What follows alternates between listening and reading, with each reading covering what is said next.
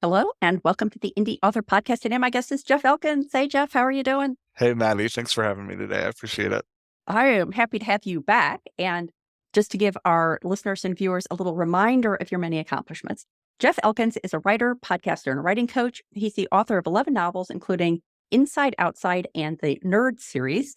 As the dialogue doctor, he helps writers engage with readers by teaching them to write better dialogue. He has a BA in religion from Baylor University and an MDiv from Truett Seminary. He lives with his wife and 5 kids north of Baltimore, Maryland. And I always forget that you're like pretty much a neighbor.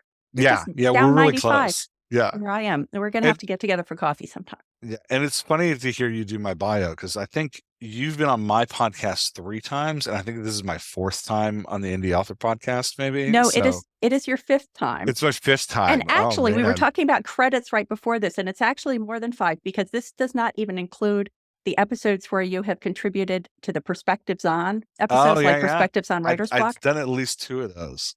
Yes, you've done at least Yeah. 2 of those. And then the ones where it was all you all the time were 131, The Color Wheel of Characterization, 116, Creating Community Content and Creative Energy, 111, Using Engines, Anchors, and Hazards to Define Character Voice, and way back in 48, Building Great Wow. Protagonist and Antagonist Voices. So there was a little lapse in there where I didn't have you on as That's regularly funny. as usual. But Yeah, but I hear you reading my bio. I'm like, I'm just talking to Maddie. Why is it so formal? And it's like, oh, that's right. This is for other people. Yeah. it is for other people. But we can enjoy it Yeah. too.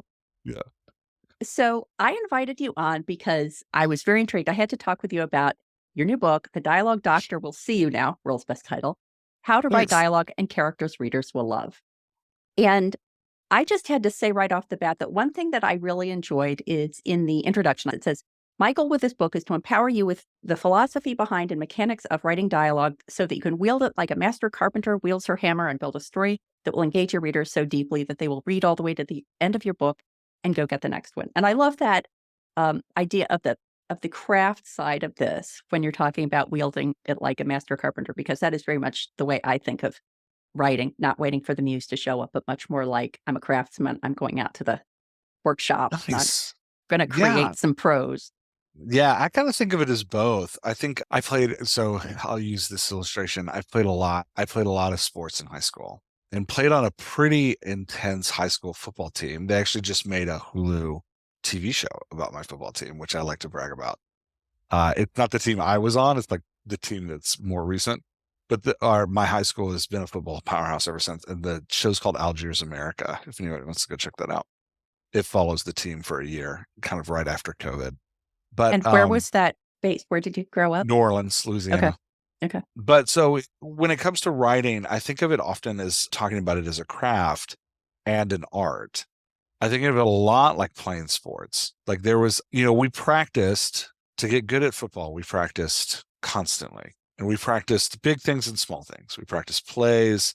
We practiced, what happens in this game situation, but then like the big things. And then we also practiced the small things. Like how do you step with your right foot when you're blocking somebody on the left, or where does your head go when you're tackling somebody, right? Like the little tiny things that you do all the time.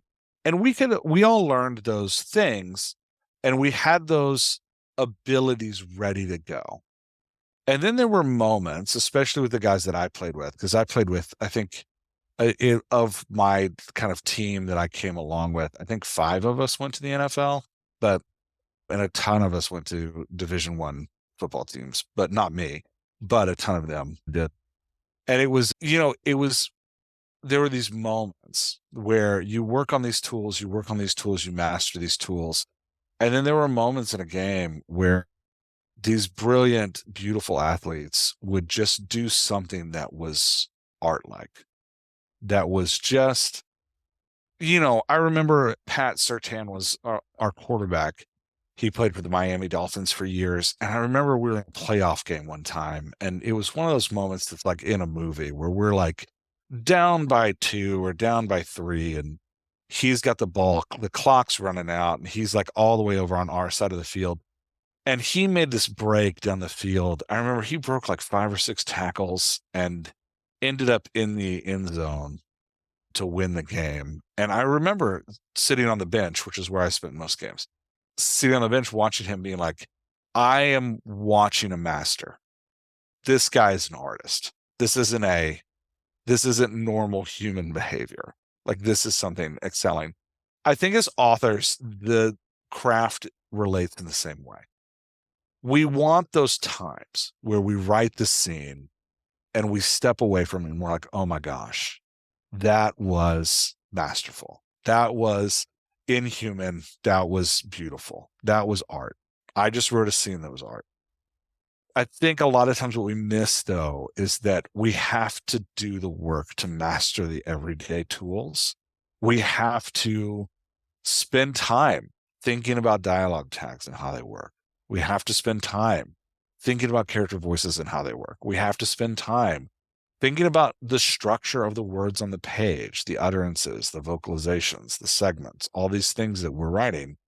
We have to master those tiny tools, and we have to be constantly working on those tiny tools, because moments of artistry, they do show up in kind of beautiful and unexpected times, but they are empowered by the everyday practice that we put in, the understanding of those little bitty moments and tools that we're constantly tweaking and performing, and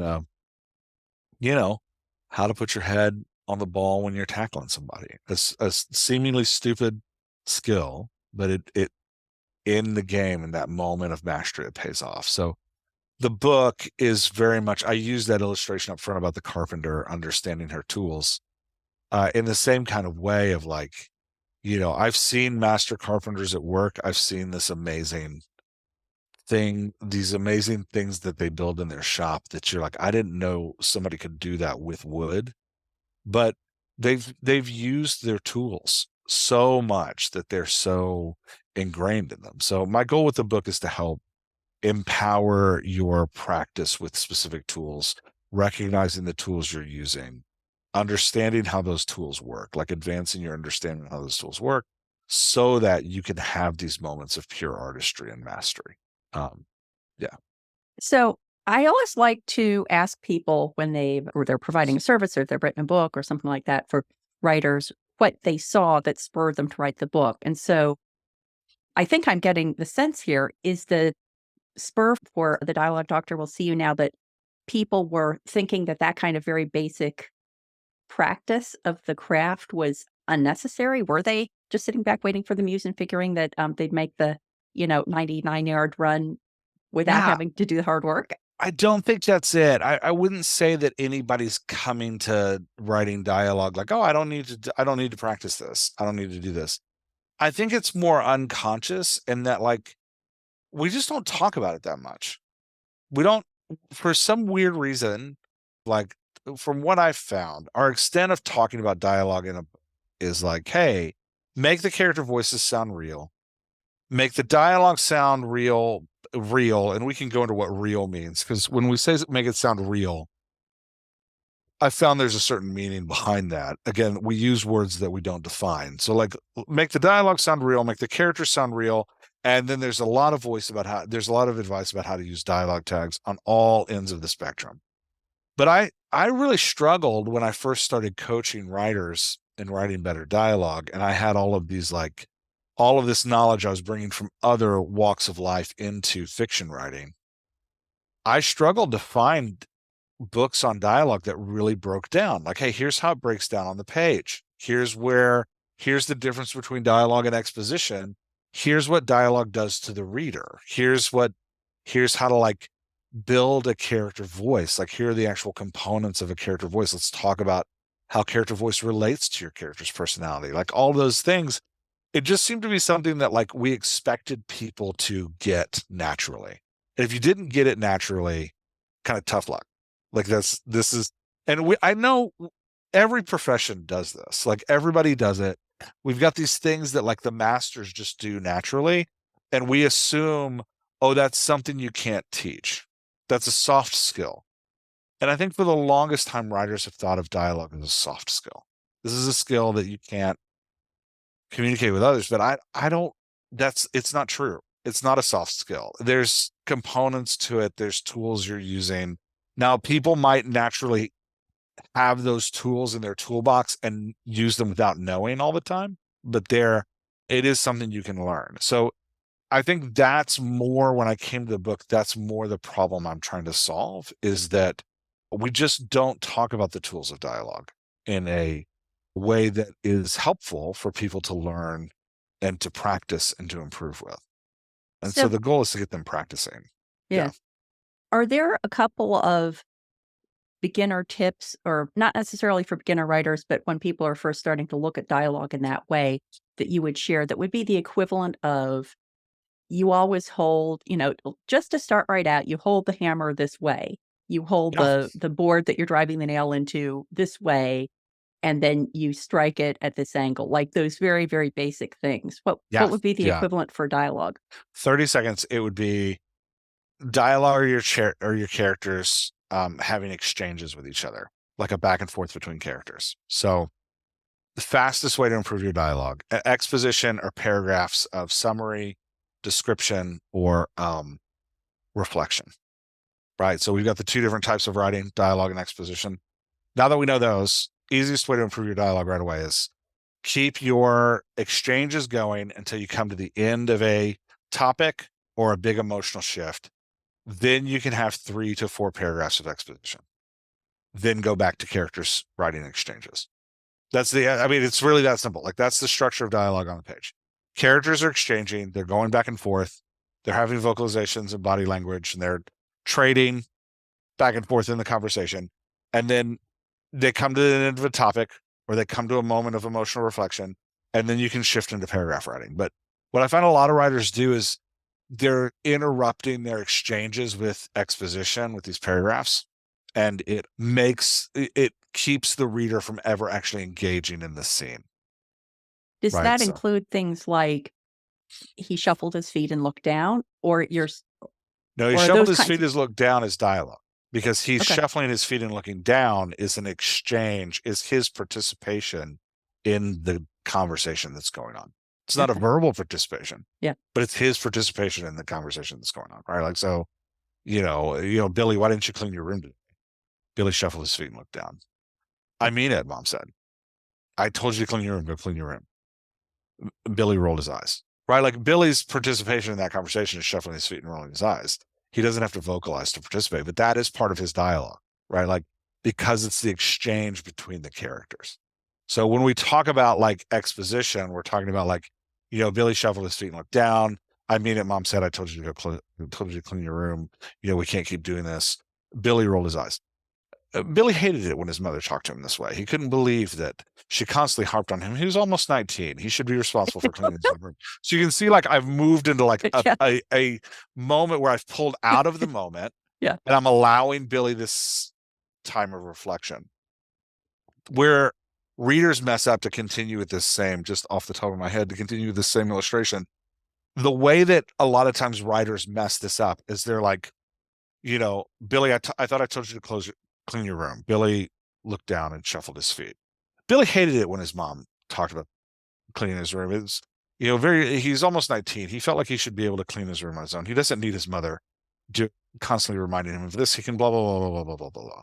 Right? I mean it, Billy. I want you to go and clean your room, his mother said. I can't keep telling you this. Billy rolled his eyes. So you can see that I put that piece of paragraph structure in the middle of a segment. They're talking about Billy cleaning his room. They're having an emotional moment. When I put that in the middle of the segment, I pull you out of that moment, and then I expect you to come back into that moment. But by the time you come back into that moment, you're in a different emotional headspace. You're in a different, like, you've thought about some other things. You have left the intimacy of Billy and his mother. So that's what exposition does, is it pulls us out of that time with Billy and his mom. So if the key is to, like, okay, I got to get to the end of a segment. I want to get to the end of them talking about their room. I want to get to Billy rolling his eyes, having that natural cadence, that natural, like, conclusion to the scene. And then I can have the paragraph of exposition. Yeah. But I have to hold those until topics and emotional resonances have moved forward, if that makes sense. Yeah. I really like the idea that all dialogue isn't spoken. And I think that something that I struggle with is the idea that you don't want dialogue to be like you turn your voice recorder on and record what a couple of people are saying to each other and then transcribe it, because that would be just horrible to read. And so I think a lot of good dialogue is making it sound real when in fact it isn't what you would hear naturally. Whereas with the motion, I always feel like I'm always paring back. I'm always putting more words in the characters' mouths when they're verbalizing it in dialogue and then having to pare it back so it's readable. But when I'm describing the non-verbal conversation they're having, the nonverbal dialogue they're having, I sometimes have to put more in because I'll say he shoved his hand in his pocket or something. And I'm like, okay, well, it's not to be all clear what that Yeah. means. So what are your thoughts about that? Like where do you build up? Where do you pare back? It's a hard question to answer. So part of it depends on your writer voice. Part of it depends on, the genre you're writing in. Certain genres require so genre, let's define some terms as we move forward. This is what I try to do up front, is just define terms, because I'm like, we just need to just use common language. Genre is the reader expectation for the story you're writing. So romance readers expect certain things. Sci-fi readers expect certain things. So genre is the expectations the readers are coming to the book with. Dialogue is the exchange between characters. It's characters passing things back and forth. So the question of can I get away with just saying Billy looked down and not saying, Billy looked down frustrated, or Billy looked down because he didn't want to engage in the conversation. If you're writing lit fic, Billy looked down is what the reader expects. They want to have high emotional intelligence. There's a high barrier. They want to think about what they're reading, right? So you can get away with the more vague. If you're writing erotica, then this isn't a shot. This is just what the readers expect. They're coming for a novel that is easily accessible. They're coming for emotional connection that's in an easily accessible way. That's why they have high genre conventions, meaning the reader has high expectations. So you better say, Billy down because he's frustrated with his mom. Or you better explain that to us, because we're not here to suss out Billy's emotional moments. So when you're part of what the reason I caveat the answer with that is to be like, hey, there's no right or wrong way to do this. It depends on who you're writing for and what your voice is. But when you're communicating a character's, like when you have a point of view character and you want to communicate to the reader that character's emotional journey, you have kind of three tools. You have their vocalizations, what comes out of their mouth, and you have their body language, right? So those two things paired together can be a really strong communicator. In the real world, that's all we have. So when you're talking to a group of people, all you have are their body language and the vocalizations that come out, unless you're a telepath, and if you are, good for you. But in a novel, we have this third thing that is kind of inner thought or inner reflection. If you're in your point of view character, it's really important to use that strategically.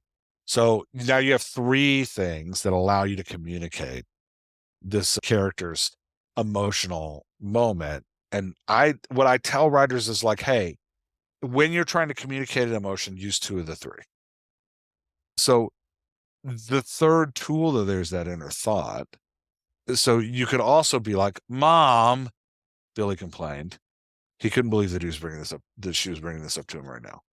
Right. That's a line of exposition. I'm keeping it really tight so I don't pull myself out of the scene. Right. I don't want a paragraph. I just wanted to stick a line in there. Or you could go, come on, Mom, Billy said. This was the last thing he wanted to talk about. Yeah. So you can see I have two. I'm still communicating the emotion. Right now, for big, huge moments, giant emotional shifts, use all three. Right. Because the reader is a little bit like a nail, to go back to the carpenter analogy. And when you really want to hammer something in, bang on it. So they're saying it is just that simple, right? You really want to knock the reader into an emotion, give me all three. Mom, Billy said, frustrated, looking down at the floor. He couldn't believe his mother brought this up right now. Now notice, so every time I do this, I'm keeping the exposition incredibly tight so that I don't interfere with the full scene and I don't give you that big reflection that happens. But what I'm going to do if I really want to hammer in an emotion is I'm going to have that. Well, so let's go back to our original example.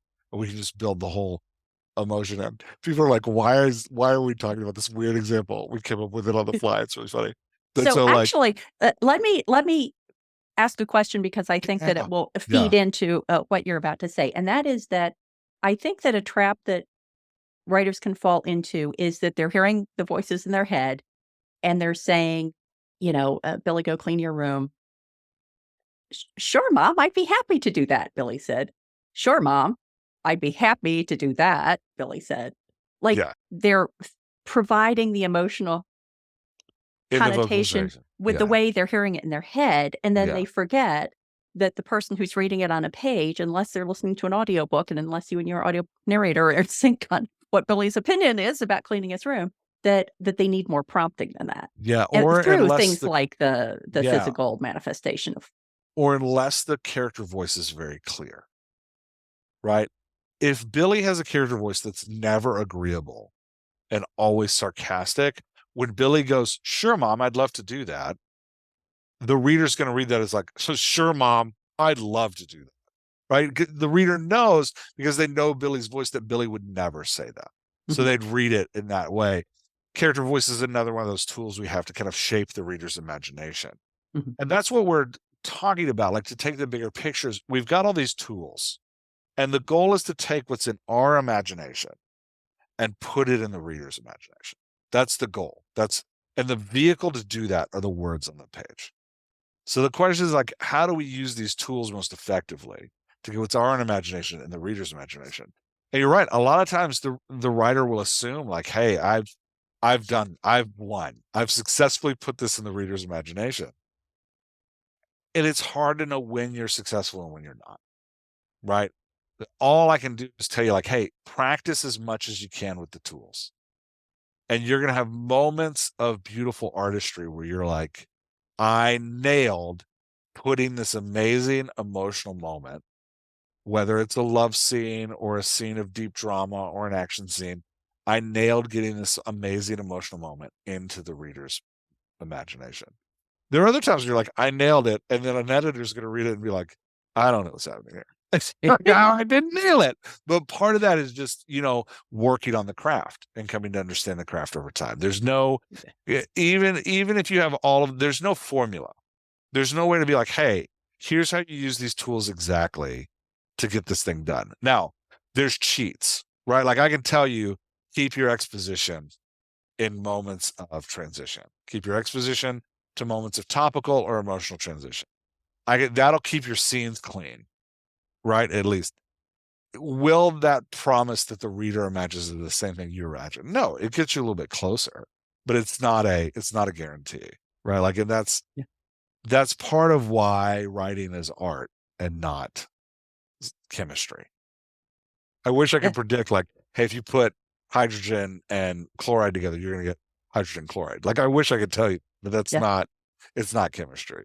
There is an art to it. Just a quick break from the interview. Are you getting value from the podcast? Please consider supporting it and all the work I do at the Indy Author by becoming a patron. To pledge a monthly contribution, go to patreon.com/the Indy Author, or to make an occasional contribution, perhaps to indicate the value that a specific episode or resource provided to you on your creative voyage, scroll to the bottom of any page at theindyauthor.com and click Buy Me a Coffee. And now, back to the interview.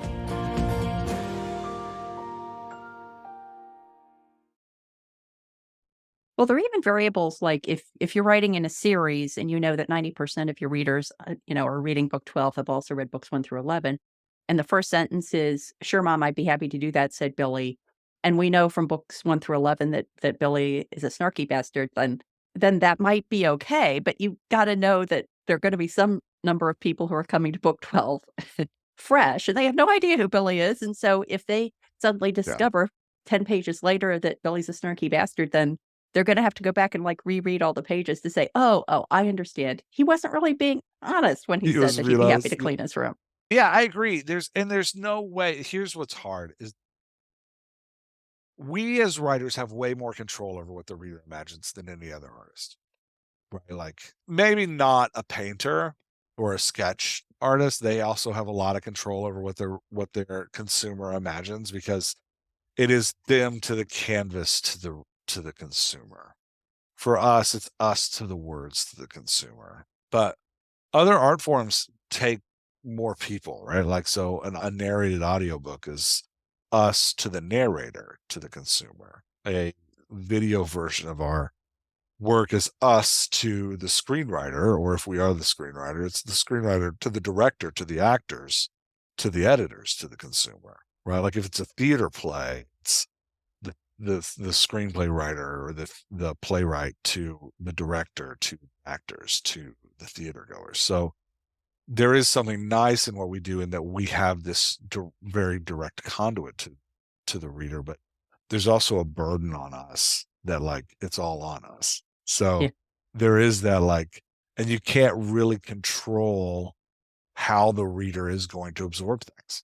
Like, you have no control over your reader. You have control of how you arrange the words on the page. That's all you really have control over. Well, I think every time we talk, I somehow start lapsing into written work versus audiobook work. And I'm just listening to my audiobook narrator do the Sixth Anne Kinnear book. Mhm. And I think I've experienced this before, but Anne Kinnear is way more mature and reasonable sounding when she's being performed by my audiobook narrator. Whereas I'm hearing it in my mind, like I'm hearing a more snarky, sort of deadpan voice. And telling an Mhm. audiobook narrator to say the dialogue in a deadpan way is probably not.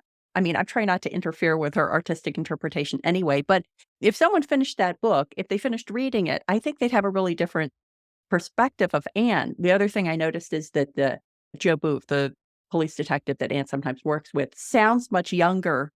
He sounds more like Anne's age, the way the narrator reads him, Yeah. and so it's harder to understand why Anne and he aren't, like, romantically involved, whereas in the books, he's about 10 years older. So it's like a little bit Mhm. it's a little bit different vibe, but, she'll read lines, and I was like, "But Anne was supposed to be kind of, like, being sarcastic there," and it Yeah. makes me realize that I'm not telegraphing as effectively as I Yeah, could maybe when I'm not hearing it in my head. communicating, maybe not using your tools as clear as are you now Yeah. you're still writing Anne Kinnear novels. Do you find yourself in later novels increasing that, like, turning that dial a little bit more to make her more deadpan sounding? Well, I just finished the ebook and the print book of book 6 came out earlier this year, and my narrator is just finishing up the audiobook now, so I haven't written any Anne Kinnear since then, Okay. and I'm always kind of trying to keep an eye out for it, but it's very hard to catch yourself, you know? Yeah. It's not until you hear someone else reading it, you don't really have a lot of opportunities to do that other than hearing a professional narrator read it, and then it's kind of too late. Yeah, I will Um, say, like, I feel like that's part of the hard thing about writing series is that I think with each book in the series, I'm a better writer. So my later books in a series are always better than my first. It's like, yeah, we find our we I think we all do that as writers, is we find our stride with a character. I know, like, I just started writing I started taking my book Inside Outside and putting it into screenplay form. One, just because I'm not satisfied with how the book published. I don't like how the book reads. So it's like, well, maybe putting it into screenplay form will give me ideas. I started reading it, and I looked at the first chapter, and I started putting it in a screenplay format, and I'm like, this is boring. This is a boring way to start this movie. And then I looked at the second chapter. I was like, second chapter is a boring way to start this movie. I looked at the third chapter. I was like, this is dumb to start there. Nobody wants to see this chapter. And then I read the fifth, and I got all the way to the sixth chapter. In the sixth chapter, I was like, oh, this is where the book actually starts. The book starts here. Interesting. The story starts here. I don't actually need chapters 1 through 5. That I don't know why I thought I need them when I published the novel. I don't need them. So, like, I can cut all of this. Like, I don't need them. So I'm probably going to run it out as a second edition soon with the Oh, first 5 interesting. chapters cut. But yeah, it's just an interesting, like, I think there's a lot of that as we grow and learn as authors, even through the writing of a single book. By the time we Yeah. finish the book, we're much better at what we're doing than when we started. I always read or look at my own work, and I get like 100 words in. I'm like, I can't do it. I put it. Well, I have never gone back. There was like a trend sort of led by Joanna Penn of going back and reworking your first book. And there was a period of time when I was thinking of going back and reworking the first Ann Kinnear book because I published that in 2013. I'm 10 years better now than I was then. And that was when I just thought, I don't want to wade through that. I think that would be too much. But I did want to, I wanted to use the opportunity wanted to steer us back to dialogue stuff. Sorry, I'm taking us way off course. I count on you bringing in other topics as we talk. That's part of the fun. But I think that sometimes the downside of a series is you get to book 6 and you're like, okay, everybody kind of knows the way Anne's going to talk to her brother. It's going to be snarky, it's going to be sarcastic.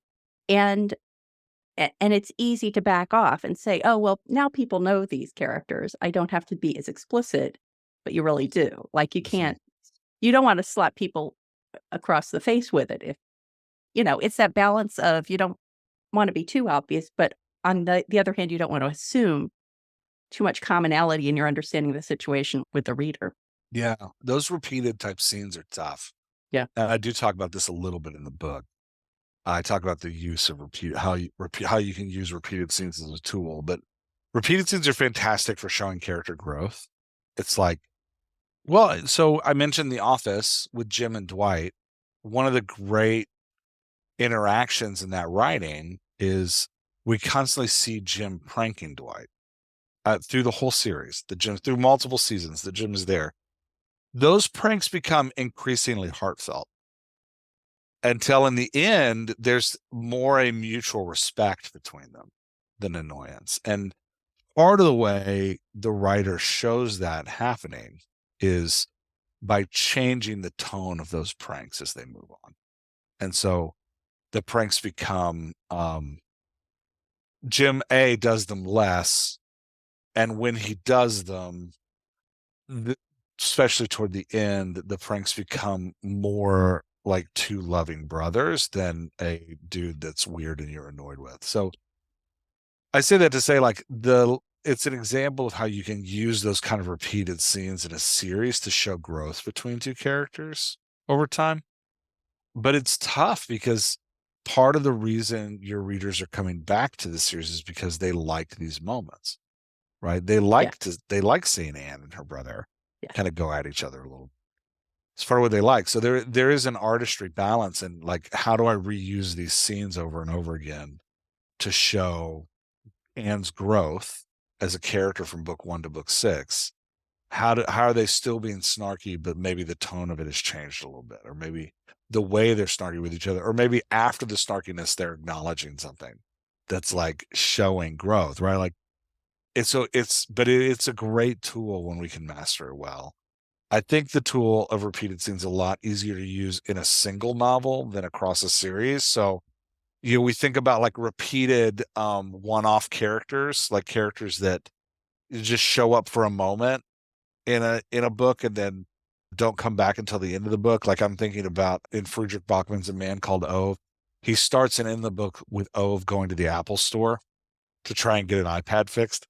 So you see Ove in the store alone at the beginning of the book, and getting his iPad fixed is a total failure. At the end of the book, we come back to the store and he has somebody with him. And the theme of the book is the gaining of community to bring life to a character. So it's using that repeated scene can be a beautiful tool to show how a character's changed and grown, because you put them in the same circumstance with the same people, but they're a little bit different. And it's a way to communicate like, hey, the world has changed, without having to tell the reader, hey, the world has changed. Yes, I don't know. It's a tricky. Are you just keeping those scenes the same every time, or is Anne growing through the books? Well, I don't think there's a right answer to that, by the way. It's kind of like, it's whatever. I don't know that her relationship with her brother changes greatly over time, because there's this sort of foundational thing that he's the person that stands by her no matter what, but he's also the pesky younger brother. So I think it's more the consistency of that relationship is more important in the Anne stories, whereas her relationship, for example, with this detective, it changes over time to be more like sort of adversarial at first to, a growing romantic potential relationship, all that kind of good stuff. these scenes are, I think, super critical in romance, like you were saying, this showing of two characters coming together over time. Not that you're writing romance, but having that like romance subplot going on in your book where you're bringing two characters together slowly. I think having repeated scenes where they're in the same place, the same location, doing something that's similar allows you to show their change. The scenes are also really great, across the series. If you're not showing character growth, because I hear all the time from writers, well, I'm writing an action series, my character doesn't grow. Okay, it's not true. But fine, we can talk about that some other. Well, I'll pick that fight a different time. Or we can talk about it in a second if you want to. But there's another way to use these repeated scenes is to show the emotional tenor of the character, like to show the character's emotional state. So, if you have Anne talking to her brother, and it usually comes at the end of the novel where Anne feels resolved, then in the middle of the novel, in one series, have her talk to her brother and she'll be really sad and the conversation will feel very different. And it's, again, a way to communicate like, hey, something here has changed. Anne's emotional tone has changed in conversation with her brother. Yeah. I do feel I made that big comment about characters who don't grow are actually growing. Can I take a second and address that? Because I do feel like people will be like, Jeff doesn't know what he's talking about. So the constant illustration that I'm faced with here is people are like, well, my character's like Jack Reacher. He never changes. And it's not true. He just starts and ends each book in the same place. But there is a growth arc in each book of Reacher where he's being challenged. Typically, it's his understanding, his worldview, and his understanding of how the world operates is being challenged. And by the kind of the force of his will, he has to pull it back into the state it was in before the book started. So there is a growth arc there. It just starts and ends at the same place at each book. So that's what I meant by like characters change, even though they feel like they don't. There's a like growth arc happening where they're bringing things back to the status quo. But you do have to have the arc. Well, I think that even if we'd had this conversation, 5 years ago, I think the example would have been James Bond. That's the one that always came up. Who's a character who never changes? James Bond. And I think that if you look back at I never read the books, but let's just say Sean Connery.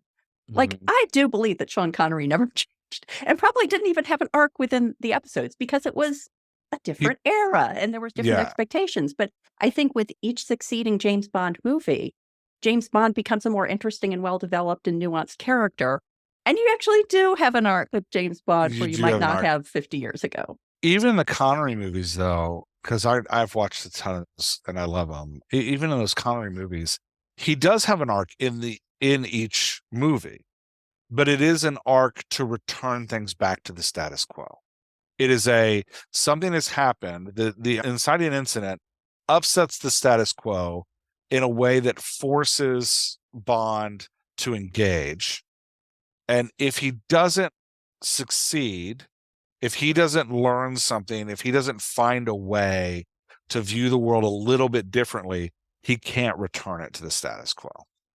And so there is this I've got to fight to put it back to where it was. It's not a massive character change, but there is that there's still an arc of challenge there that requires him to consider things. When all of the movies, there's always a moment of reflection for Connery where he's like, am I actually going to be able to pull this off? That's that moment of character change. That moment of reflection where he's like, am I going to be able to pull this off is actually the moment we feel the character challenged to, if I don't pull this back together, I won't be able to return things to the status quo. Does that make sense? Yeah. And there are many, I may have never actually seen a Sean Connery James Bond movie, but I think just that idea of there being a moment of doubt, a moment of doubt is not an emotion that I associate with Sean Connery as James Bond. No, and so to the extent that can be inserted into the story, then that does add some interest and nuance and arc to the character's development. So we've been talking about character growth, even for James Bond. And one of the topics that you address in the book is building out a cast of characters, which I think is an interesting way to look at dialogue, because I think of dialogue as being more one-on-one and not necessarily associated with the whole cast. So can you speak to that a little bit? Great question. I don't think anybody's asked me that. Why am I talking about a cast of characters when I talk about dialogue? So dialogue are characters exchanging expectations, ideas, and emotions. which means dialogue is a team sport.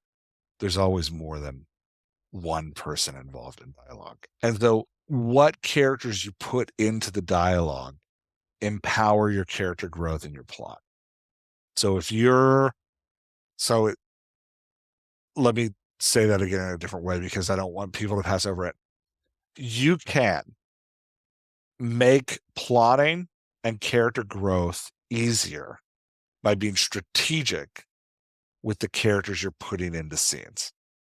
So, we're talking about James Bond. If you want James Bond to have a moment of doubt, don't put him in a scene with a super encouraging and confident character. Because that super encouraging and confident character is going to keep him from having that moment of doubt, right? Put him in a scene with a character that's more reflective. And that's going to bend, or a character who has questioned him.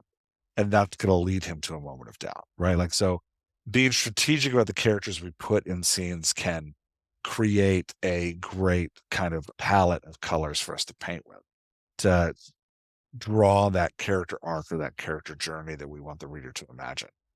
So part of what we talk about in the book is like, how do you classify characters? Part of what I talk about in the book is how do you classify characters? Are they helping character growth? Or are they hindering character growth? And then understanding like, well, if this character helps character growth, where are the strategic places of the plot where I want this character to participate in a scene?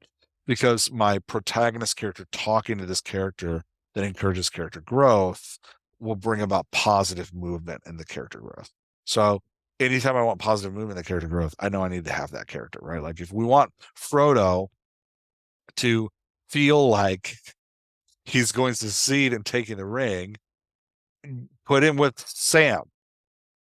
If you want him to doubt and feel like he's going to fail, put him with Gollum, right? Because Gollum makes him question. Gollum's his anchor, makes him question his character growth, makes him question whether he's enough, tempts him to be the worst version of himself. Samwise Gamgee makes him feel positive about who he is, encourages him, builds him up, and makes him feel stronger about about that he's going to be able to accomplish this mission, that he's going to be able to find the inner reserve to like finish this thing. So I think again, these are just tools we're playing with. But once you start to kind of understand, like, okay, here's my character's personality. That character personality leads to this voice.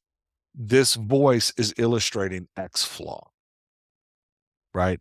I can then pair characters that encourage X flaw to create moments of doubt, moments of challenge, moments of struggle, or I can create characters that empower change in X flaw, that create moments of success, moments of victory, or moments of celebration.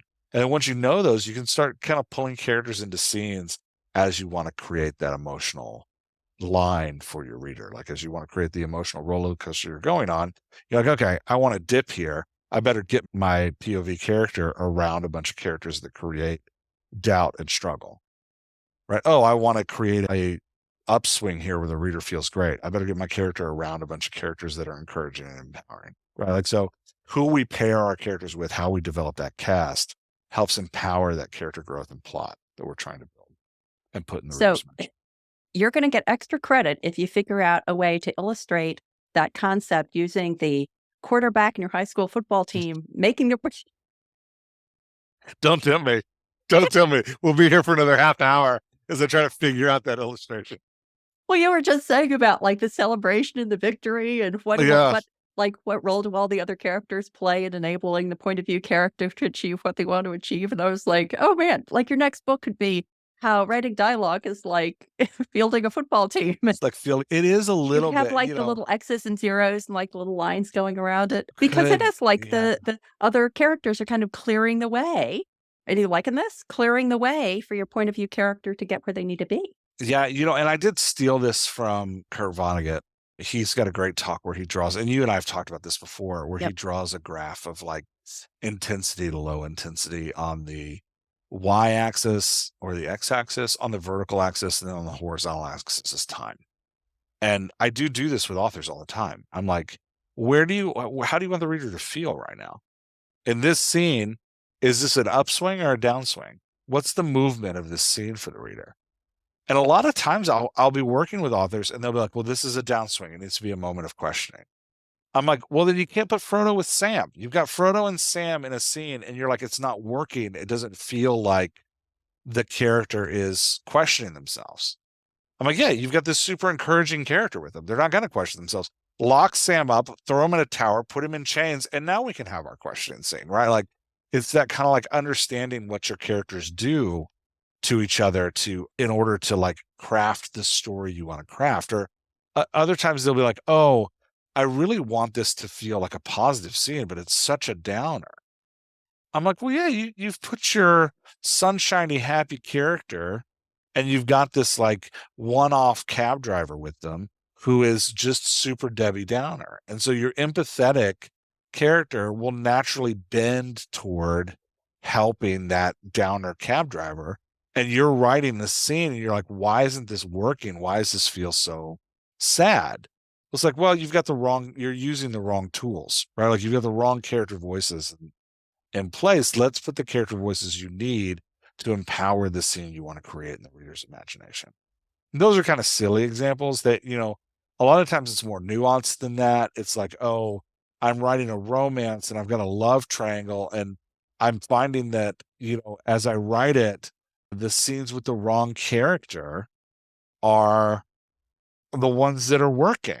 Like I have, love interest A and love interest B, and love interest A is supposed to be rejected at the end, but the more I read it and the more I write, the more I like love interest A and I don't like love interest B. Well, part of that is about how you've aligned the character voices. So love interest A, you've probably accidentally made a engine to your protagonist. So love interest A, when your protagonist is around them, your protagonist is the best version of themselves. So regardless of what happens between A and the love interest, and your main character, we're gonna love A, because A makes your main character the best version of themselves.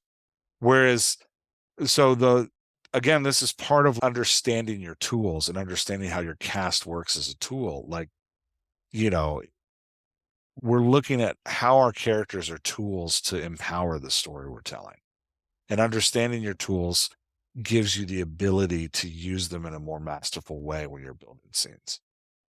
Well, that does sound like the lovely wrap up to the beginning of our conversation. So, Jeff, it is always a pleasure to talk with you.